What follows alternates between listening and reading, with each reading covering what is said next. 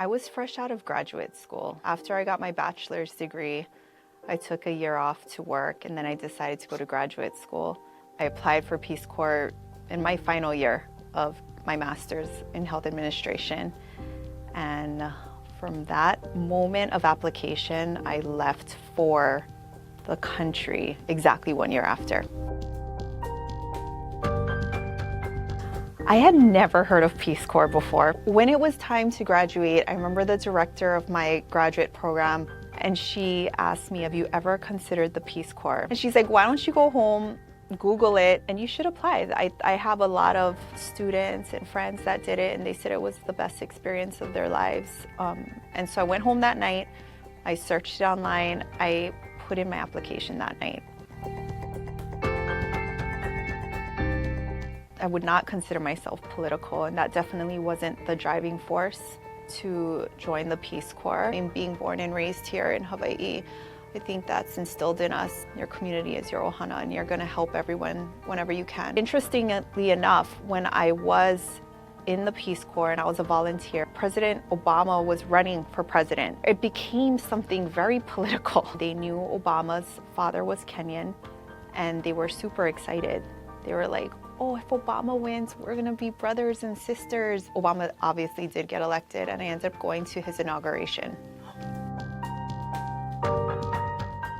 I was a public health volunteer in Kenya, and I had two main projects. The first one was a sexual reproductive health project for youth. We went out to hospitals, clinics, dispensaries, and tried to work with the staff to make it a place where youth would feel comfortable going for STD checks, HIV testing, even contraceptives. My second project was HIV prevention, mainly focusing on commercial sex workers, teaching them about what they can do to protect themselves in their line of work too. I did water and sanitation work, digging wells and boreholes, going around the country looking at different ways and strategies that they were going to collect water.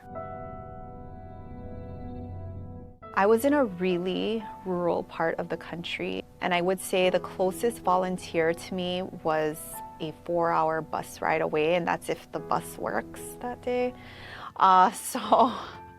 So I didn't socialize much with them, but the Peace Corps did do a good job of getting us all together at different points throughout service.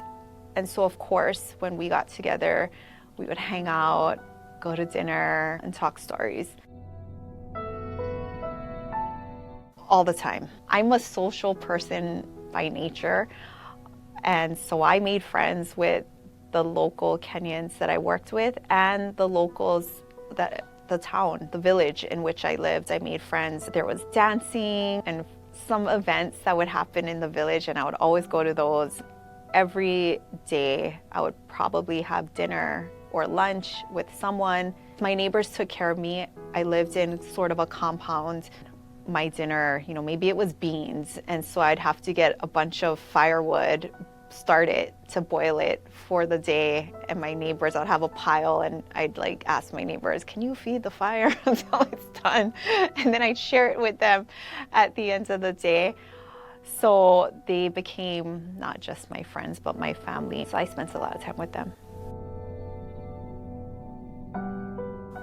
I would like to hope that some of the information, education, and knowledge we attempted to impart on program participants and the native Kenyans that we're working with, hopefully some of that stuck, and hopefully that saved somebody from getting HIV.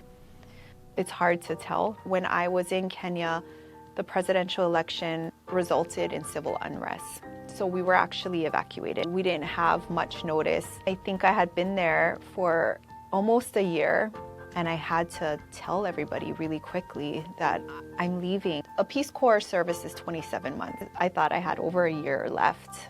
So I decided to go back. My mom didn't talk to me probably the whole time until I left. She did talk to me the day that I left, but there was a caveat. I said I would go back if I could go to my exact same village. I haven't. There's been moments that it just was not safe to go back. There were some isolated cases of bombing in Nairobi. I now have children. My daughter was named after my counterpart in Kenya. This was the main woman that I worked with. Her name was Muniva. And I remember telling her, I was not a mother at the time. I was single. And I remember telling her, if I ever have a daughter, I'm going to name her after you. She's like, no, you're not. I was like, I am. And I ended up naming her, not Muniva, but Niva. I hope to bring my children with me when I go back.